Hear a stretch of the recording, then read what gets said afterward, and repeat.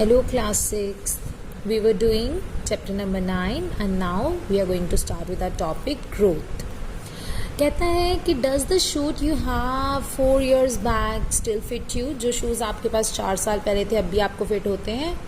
No.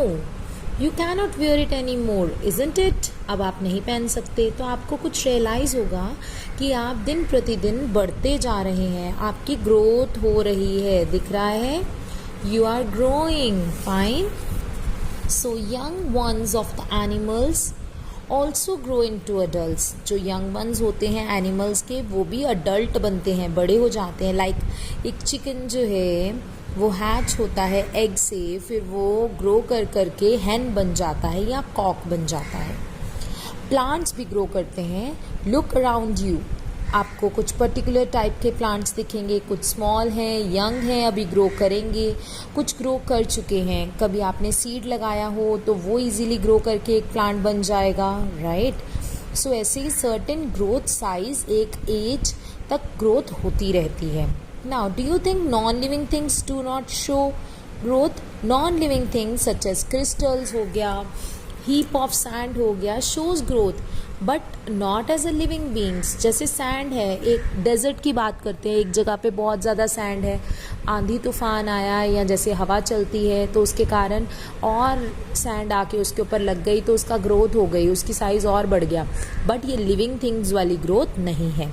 Next is reproduction. Production का मतलब होता है दोबारा से कुछ प्रोड्यूस करना, बनाना. तो लिविंग बीइंग्स रिप्रोड्यूस करते हैं अपने जैसे ही और बच्चों को जन्म देते हैं. Like animals, cow, dogs, buffaloes या ह्यूमन बीइंग्स भी अपने जैसे इंडिविजुअल को जन्म देते हैं.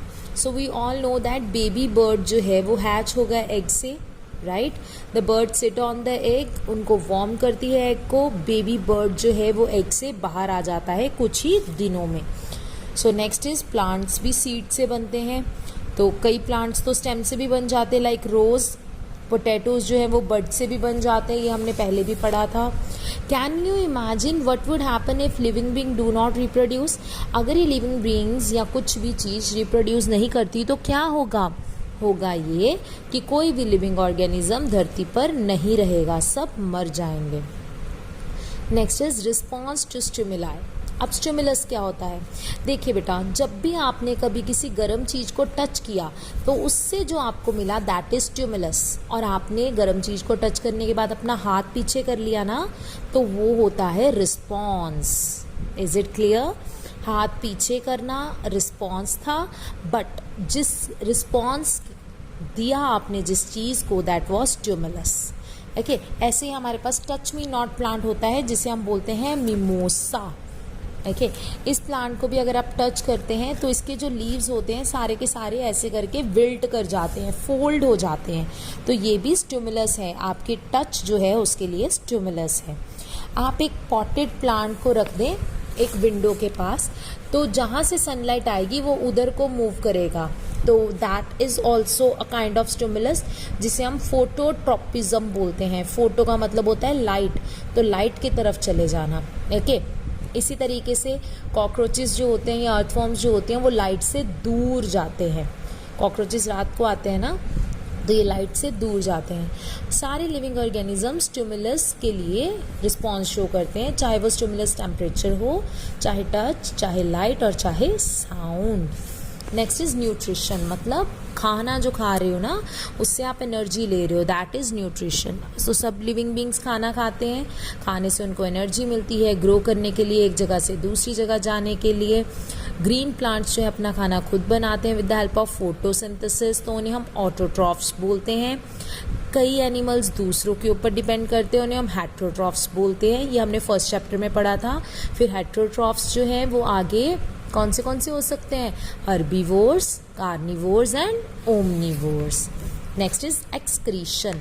मतलब अब जो खाना खाया है उसके बाद वेस्ट मटेरियल बॉडी से बाहर भी तो निकालना है, तो that is excretion, like in the form of urine, sweat या हवाई हम बाहर छोड़ते हैं जो वो एक्सक्रीशन में आएगी. प्लांट्स में वाटर वेपर्स के तरीके से या कार्बन डाइऑक्साइड छोटे छोटे पोर्स से बाहर आती है, जिसे हम बोलते हैं स्टोमेटा। स्टोमेटा लीव्स और स्टेम पे प्रेजेंट होता है। ओके, इससे काफ़ी हार्मफुल सब्सटेंसेस और भी रिलीज होने हैं प्लांट से, लाइक सिक्रीशंस का नाम दे दिया जाता है उन्हें। और वेस्ट प्रोडक्ट्स जो है वो कई बारी प्लांट में स्टोर हो जाए तो वो हार्म करेगा। Okay, but others are also able to store the waste product in such a way that they do not harm the plant। कई बारी ऐसा भी होता है कि वो अपने में वेस्ट प्रोडक्ट स्टोर भी करके रख सकता है और जिससे उसको हार्म नहीं होगा। Is it clear? Next one is respiration. Respiration क्या होता है? एक वर्ड होता है बेटा ब्रीथिंग। ब्रीथिंग का मतलब होता है सांस अंदर लेना और सांस छोड़ना। रेस्पिरेशन थोड़ा सा और कॉम्प्लेक्स है। और कॉम्प्लेक्स क्या है कि जो सांस आपने अंदर ली उसमें थी ऑक्सीजन। ऑक्सीजन जाके आपके खाने को तोड़ेगी और उससे आपको एनर्जी मिलेगी, साथ में कार्बन डाइऑक्साइड निकलेगी जो बाहर आउट हो जाएगी। That is respiration. Is it clear? Respiration थोड़ा कॉम्प्लेक्स प्रोसेस है। तो एनर्जी जो आप ले रहे हो वो रेस्पिरेशन प्रोसेस से हो रही है। ऑल द लैंड एनिमल्स जो ब्रीथ कर रहे हैं, ऑक्सीजन ले रहे हैं, like cow, dogs, birds breathe कर रहे हैं, कॉकरोचेस में होल्स होते हैं, फिश में गिल्स होती हैं, ये सब काम वो रेस्पिरेशन के लिए, दैट मीन्स एनर्जी लेने के लिए करते हैं। Next is exchange of gases जो प्लांट्स में होती हैं through stomata. Carbon dioxide plant लेता है फोटोसिंथेसिस के लिए, ठीक है जी, और ऑक्सीजन जो है वो दे देता है। रेस्पिरेशन जो है वो डे और नाइट दोनों में चलती है, फाइन। और डे टाइम पर अमाउंट ऑफ ऑक्सीजन बाहर जो निकलती है फोटोसिंथेसिस के दौरान, that is more than amount of oxygen जो यूज्ड अप होती है। So during the day plant supply oxygen to the air, हम सबको वो ऑक्सीजन सप्लाई करता है। हर एक लिविंग ऑर्गेनिज्म जो पैदा हुआ है ग्रो करेगा और फिर मर जाएगा, डेफिनेट उसका एक लाइफ स्पैन होगा, मतलब एक ऐसा टाइम पीरियड होगा जिसमें वो जिंदा रहेगा और फिर वो So we can see that all living organisms seem to have some common characteristics. They need food, respire करेंगे, stimulus, reproduce करेंगे, movement show करेंगे, grow करेंगे, right? तो ये सब चीज़ें सिर्फ कौन शो करेगा? Living organisms. Non living things ये चीज़ें शो नहीं करेंगे। Is it clear?